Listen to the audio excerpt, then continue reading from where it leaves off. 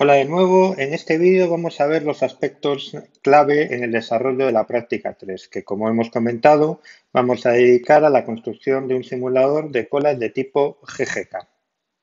Bien, en primer lugar, en la práctica, en el punto 1, recordamos los aspectos esenciales de este tipo de colas que ya hemos visto en los vídeos del tema anterior. Indicamos también en este apartado los estadísticos que resultan de interés en este sistema. Según habíamos comentado, estábamos interesados en determinar el tiempo medio de respuesta de las tareas, es decir, el tiempo que transcurre desde que una tarea llega al sistema hasta que abandona el mismo después de completar su ejecución. Este tiempo de respuesta lo denotábamos por la letra T. En nuestra simulación vamos a estar interesados en conocer ese tiempo medio de respuesta y como ejercicio adicional también planteamos el cálculo de otro estadístico, el número medio de usuarios que están dentro del sistema, que vamos a denotar con la letra N. Es decir, queremos conocer el número medio de tareas N que están dentro de nuestro sistema. Esto cuenta tanto aquellas que están en la sala de espera como aquellas que están ocupando sitio alguno de los recursos. Bien, a la hora de construir este tipo de simuladores tenemos que tener en cuenta que partimos de un caso de ejemplo para un simulador de tipo MM1. La primera diferencia sustancial que vamos a tener al cambiar el simulador es que las variables de tiempo entre entrada y tiempo de servicio, es decir, nuestras variables aleatorias X y S que configuraban nuestro simulador, ya no tienen por qué ser variables aleatorias de tipo exponencial, sino que podemos utilizar otro tipo de variables aleatorias, es decir, van a ser de tipo general. Debido a esto, en nuestro simulador denotamos este tipo de sistemas como GG. Para poder hacer este cambio en el simulador, tenemos que cambiar la función que nos generaba muestras al azar de tipo exponencial que utilizábamos en la práctica anterior, es decir, aleatorio exp, por una nueva función, aleatorio, y va a soportar no solo la generación de muestras de tipo exponencial, sino de otros tipos de muestras. La declaración de esta función se recoge en el apartado 3.1, implementación de la función aleatorio. En la declaración de esta función se recoge un resumen de los distintos tipos de variables aleatorias que debemos generar, desde tipo 0, variable aleatoria uniforme entre 0 y 1, hasta tipo 4, variable aleatoria de tipo Bernoulli. Vamos a ver cómo debemos generar cada uno de estos tipos. En primer lugar, para el tipo 0, tenemos que generar muestras de una variable aleatoria uniforme 0, 1. Para eso vamos a hacer uso del generador congruencial lineal que comentaremos a continuación. Para variables aleatorias de tipo 1, vamos a generar variables aleatorias uniformes entre dos parámetros, A y B. Para eso tenemos que generar una muestra del tipo anterior, de una uniforme 0 y 1, y aplicar la fórmula que se indica a continuación. Es decir, dado una muestra U de una variable aleatoria uniforme 0 y 1, vamos a generar la muestra como X igual a A más U por B menos A. En el tema 5 vemos que esta fórmula surge utilizando el método de la transformada inversa. Como tipo 2 vamos a generar variables aleatorias de tipo exponencial. Es decir, tenemos que el tipo 2 son variables aleatorias exponenciales de parámetro indicado por param1. En este caso la fórmula que debemos emplear es la siguiente. Se recoge en este punto de la práctica. Y, como en el caso anterior, primero calculamos una muestra de una uniforme 0,1, denotada como U, y a continuación la muestra de la variable aleatoria exponencial se genera como X igual a menos logaritmo neperiano de U partido por el parámetro 1. Como variable aleatoria de tipo 3, estamos generando en realidad una variable determinista. Es decir, no estamos devolviendo un valor aleatorio, devolvemos siempre el parámetro 1. Es decir, como tipo 3, la variable X es siempre igual a param1. Lo hacemos de esta forma ya que nos va a simplificar la parametrización de los simuladores como veremos en las pruebas. Como variable aleatoria de tipo 4 vamos a generar una variable aleatoria de Bernoulli. ¿Qué quiere decir esto? Quiere decir que vamos a generar una muestra 1 con probabilidad P viene indicada por el parámetro 1, y vamos a generar una muestra de tipo 0 con probabilidad 1 menos P. Lo que haremos será generar una muestra U de una uniforme entre 0 y 1. Y a continuación, si esta variable U es menor o igual que P, devolvemos 1. Y en caso contrario, es decir, si U fuese mayor que P, devolveríamos como muestra el 0. Este es un caso simple de generación de variables aleatorias de tipo discreto, cuya construcción vemos en el tema 5. Bien, como se puede observar, en todos estos métodos necesitamos la generación de muestras de variables uniformes 0,1.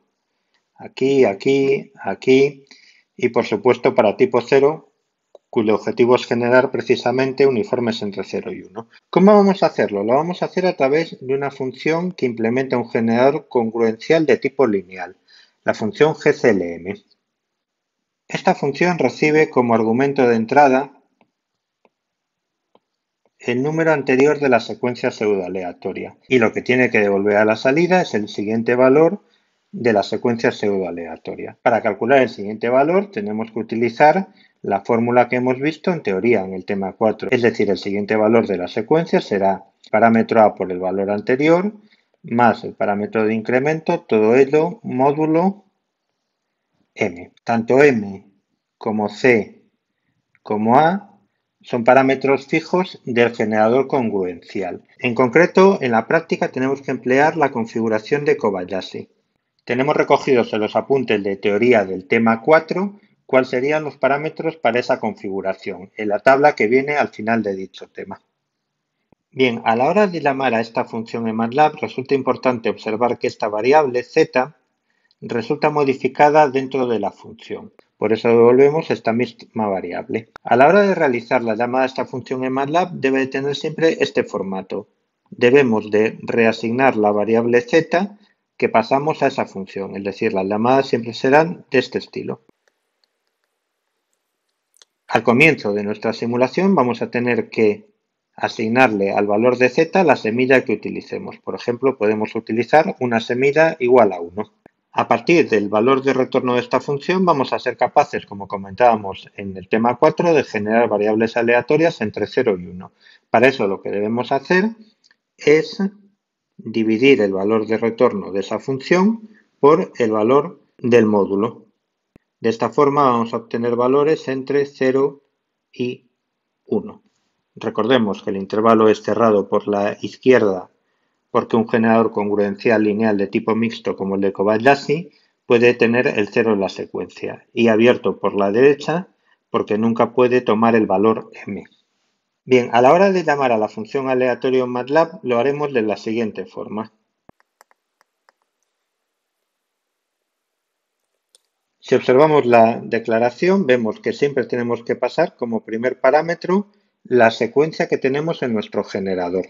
Es decir, el primer parámetro será z, a continuación el tipo de variable aleatoria que queremos generar y el parámetro 1 y parámetro 2 asociados a esa variable aleatoria. Como valores de retorno tenemos en primer lugar el valor de la secuencia pseudoaleatoria que hayamos generado y a continuación el valor x, es decir, la muestra que acabamos de generar para la variable aleatoria del tipo que hayamos seleccionado. ¿Por qué estamos devolviendo aquí la secuencia del generador pseudoaleatorio? Pues es debido a que el valor de z puede cambiar dentro de la llamada a la función aleatorio y por tanto debemos emular el paso por referencia como ya habíamos comentado. A la hora de parametrizar nuestro simulador podemos hacerlo de forma sencilla definiendo una serie de variables en MATLAB. Estas variables nos van a permitir configurar el número de recursos, el tipo y la parametrización de las variables aleatorias de tiempo entre entrada y de tiempo de servicio. Vamos a ver en un ejemplo cómo las declararíamos. Por ejemplo, supongamos un simulador de tipo MM2 con la tasa de entradas lambda 10 tareas por segundo y la tasa de ejecución mu 15 tareas por segundo. Bien, en este caso tendríamos que indicar en nuestra parametrización que k es igual a 2. Vamos a tener que indicar para tipo x un 2, porque observemos que tipo 2 se corresponde con una variable aleatoria exponencial. A continuación tendremos que indicar param 1x igual a 10, porque es la tasa para esa exponencial. Param 2x no necesitamos declararla y tipo s será también igual a 2 y param 1s será igual a 15. Bien, supongamos ahora una configuración alternativa donde, por ejemplo, la variable aleatoria del tiempo de servicio deja de ser una exponencial y pasa a ser una variable aleatoria de tipo determinista. Es decir, vamos a considerar un sistema de tipo MD2. La D indica que es una variable aleatoria degenerada de tipo determinista. Vamos a suponer, como en el caso anterior, que el inverso del tiempo de servicio, es decir, la tasa mu, sigue siendo igual a 15 tareas por segundo. Es decir, el tiempo de servicio será igual a 1 partido por 15. Esta transformación es directa, puesto que la variable aleatoria de tiempo de servicio es determinista. Bien, ¿cómo debemos parametrizar esto en nuestro simulador? Pues debemos indicar que el número de recursos es igual a 2, tipo x continúa siendo 2, tipo s en este caso va a valer 3, porque si observamos la declaración de la función, el tipo determinista es un tipo 3. A continuación, param 1x sigue siendo 10 y param 1s va a ser en este caso 1 partido por 15. Observad que aquí no declaramos la tasa. Para una variable aleatoria de tipo determinista indicamos el tiempo medio, es decir, el inverso de la tasa. Y en este ejemplo tampoco declaramos ni param 2x ni param 2s, no es necesario. Imaginémonos por último un ejemplo de tipo uniforme entre A y B para el tiempo entre llegadas de tipo determinista y dos recursos como en el caso anterior. Bien, tendríamos que configurar nuestro simulador del siguiente modo. Tipo X va a ser 1 en este caso, porque tenemos tiempos uniformes para el tiempo entre llegadas. Param 1 X va a ser igual a A, param 2X va a ser igual a B y para el tiempo de servicio tenemos que tipo S va a ser igual a 3 porque tenemos tareas con un tiempo de servicio determinista y tenemos que declarar param 1s igual a 1 partido por 15. Seguimos sin necesitar declarar param 2s porque en este caso no es necesario para la configuración de esa variable aleatoria. Bien, a continuación vamos a repasar el esquema de funcionamiento del simulador MM1 y vamos a ver cómo debemos adaptarlo para el caso del simulador GGK, es decir, en el texto indicado aquí. Bien, recordemos el funcionamiento del sistema M1. Tenemos un sistema con una sala de espera de capacidad infinita y disciplina de servicio tipo FIFO. Tenemos un solo recurso en nuestro sistema y las tareas llegan a nuestro sistema y salen en el mismo orden en el que entraron, primera, segunda, etc. Esto es debido a que en la sala de espera una tarea que llega después de otra nunca la adelanta por ser disciplina de tipo FIFO, es decir, esto nunca va a suceder. Bien, entonces habíamos planteado el pseudocódigo de nuestro sistema de esta forma. Cuando teníamos una llegada, planificábamos siempre la siguiente llegada y si la tarea llegaba al sistema vacío, entonces planificábamos también su salida. En cualquier caso, guardábamos el tiempo de llegada de la tarea en una estructura de tipo FIFO. Cuando salía la tarea del sistema, lo que hacíamos era calcular la muestra del tiempo de respuesta como el instante actual menos la hora de llegada de la tarea. ¿De dónde obteníamos la hora de llegada de la tarea? Pues lo obteníamos de la cola FIFO, porque como hemos comentado, las tareas salen siempre en el mismo orden. Por lo tanto, si guardamos el tiempo de llegada en orden, lo recuperamos al final también en orden. Asimismo, si cuando se va una tarea queda alguna otra a la espera, entonces planificamos la salida de la siguiente tarea, que esté aguardando en la sala de espera. Bien, vamos a repasar las condiciones que teníamos que emplear para el caso MM1. Para una cola de tipo MM1, las condiciones indicadas en estas dos líneas son las siguientes. En primer lugar, cuando una tarea llega y no tiene que esperar, se corresponde con la situación en que n va a ser igual a 1. Sabíamos que lo primero que sucedía cuando llegaba una tarea al sistema era que incrementábamos el número de tareas en el mismo. Por lo tanto, si n es igual a 1, significa que solo hay una tarea, la que acaba de llegar al sistema. Asimismo, cuando una tarea sale del sistema, lo que hacíamos era incrementar el número de tareas en el mismo, y la condición que nos permite comprobar si hay alguna otra tarea a la espera es que n sea mayor o igual que 1. Esto indica que quedan más tareas a la espera de ejecución en el sistema. Bien, si deseamos cambiar el simulador a un simulador de tipo GGK, lo primero que tenemos que hacer es repasar ambas condiciones. Es decir, vamos ahora a trabajar en el caso de un simulador de tipo MMK o más en general, en el caso de un tipo GGK, suponiendo que las variables que nos generan los tiempos entre tareas y los tiempos de servicio las vamos a calcular utilizando la función aleatorio que nos soporta distintos tipos de variables aleatorias. Bien, en este caso, la condición señalada arriba, para saber si a la tarea que acaba de llegar le planificábamos ya la salida, tiene que ser la siguiente. En este caso, nuestro modelo del sistema es diferente al anterior. Como antes, vamos a tener una sala de espera de capacidad ilimitada y las tareas van a esperar dentro de esta sala de espera con una disciplina de tipo FIFO. Es decir, a la hora de que un recurso queda vacío y debemos escoger cuál es la siguiente tarea que pasa al mismo, vamos a escoger la más antigua de las que han llegado al sistema. Vamos a tener además no un recurso, sino K recursos. Cuando llega alguna nueva tarea al sistema, esta tendrá que esperar si todos los recursos están ocupados y podrá planificarse directamente su salida si alguno de estos K recursos está vacío. Es decir, la condición en este caso será que el número de tareas dentro del sistema debe de ser menor o igual que K. Vamos a introducir esta condición en nuestro pseudocódigo. Es decir, tendremos que cambiar la condición que estamos señalando aquí. Ahora planificaremos la salida de la tarea si n es menor o igual que k, no solamente si n es igual a 1. Bien, entonces la condición que obtendríamos será n menor o igual que k. Vamos a ver a continuación la condición de la tarea de salida. Es decir, cuando una tarea deja el sistema, tenemos que comprobar si hay alguna otra a la espera para planificarle su salida. Vamos a verlo con el esquema de nuestro simulador.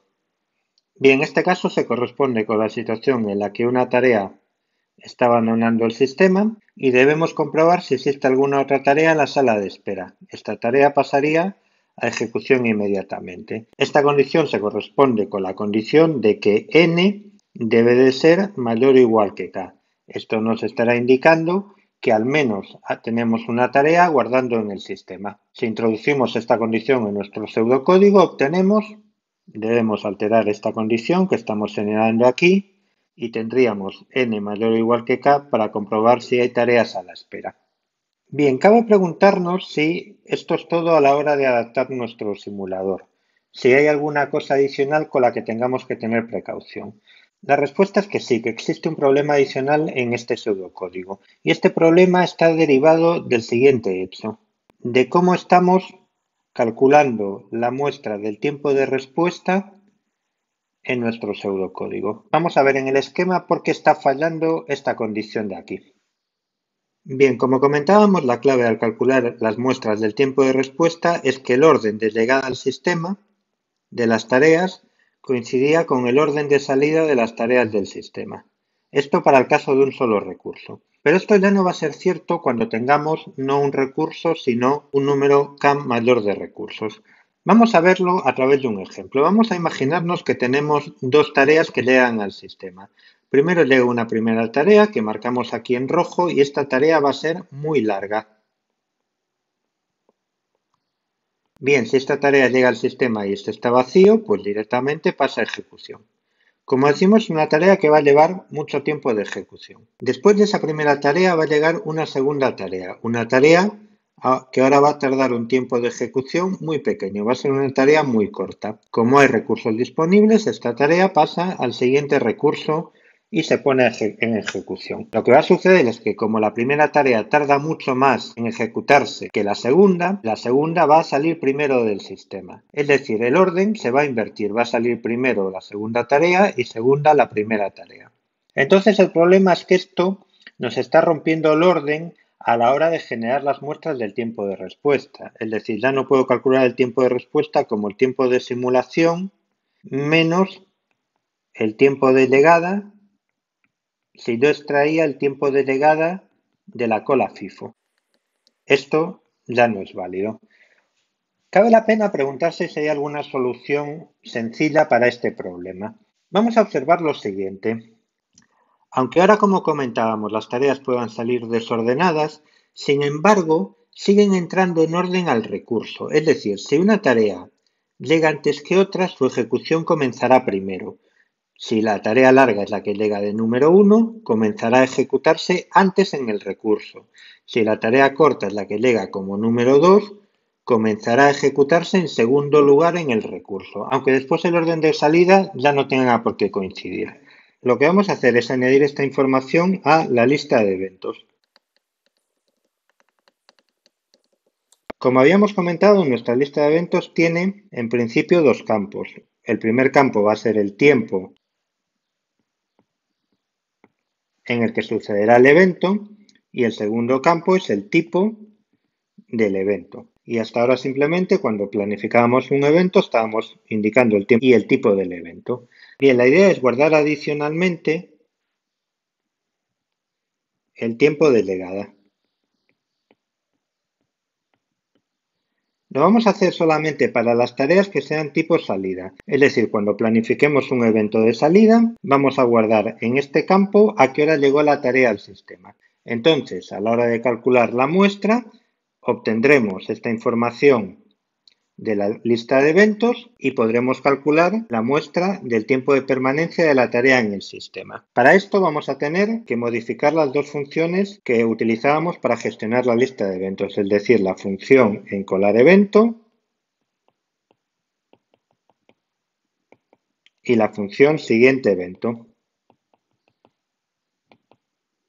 En ambos casos vamos a tener que manejar una tercera columna para guardar esta información. Queda por determinar de dónde vamos a ser capaces de obtener este tiempo cuando planifiquemos un evento y distinguiremos entre dos situaciones. Supongamos una primera situación. Tenemos una nueva tarea que llega al sistema y hay algún recurso libre. Entonces vamos a planificar directamente el evento de salida para esta tarea. ¿Cuál es la hora de llegada que tenemos que guardar en la lista de eventos? Este tiempo de llegada será igual a la hora actual, es decir, al reloj de simulación. Supongamos ahora un segundo caso. Tenemos otra tarea que llega al sistema, pero al llegar todos los recursos están ocupados y la tarea tiene que aguardar. Bien, en este caso lo que podemos hacer con este tiempo de llegada es guardarlo en la FIFO. Y cuando esta tarea vaya a pasar a ejecución, es decir, cuando estemos procesando el evento de salida de alguna de las tareas que ya están dentro del sistema, lo que haremos es recuperar el tiempo de llegada de la FIFO. Lo podemos hacer por la propiedad que indicamos antes. El tiempo de entrada a los recursos sigue estando ordenado. Vamos a ver cómo quedaría nuestro pseudocódigo tras estas modificaciones. Bien, en primer lugar tenemos que añadir un campo adicional cuando planifiquemos un evento. Ese campo adicional representará el instante de llegada de las tareas y va a ser relevante cuando planifiquemos una salida, no cuando planifiquemos una entrada. Para el caso de planificar la siguiente entrada, pues simplemente añadiremos un tiempo cero en ese campo porque no importa su valor, y cuando planifiquemos la salida tendremos que indicar ahí el tiempo adecuado. Entonces, en primer caso, tenemos una situación en la que la tarea no espera. En este caso planificamos la salida de la tarea que llega en este instante. Es decir, su tiempo de llegada, como vimos antes, es el tiempo de simulación. ¿Qué sucede si la tarea tiene que aguardar porque están todos los recursos ocupados? Pues en este caso, como acabamos de comentar, guardamos el tiempo de llegada de la tarea en la FIFO de tiempos. Es decir, tenemos que añadir aquí la siguiente condición. Si la tarea no espera, planificamos directamente la salida.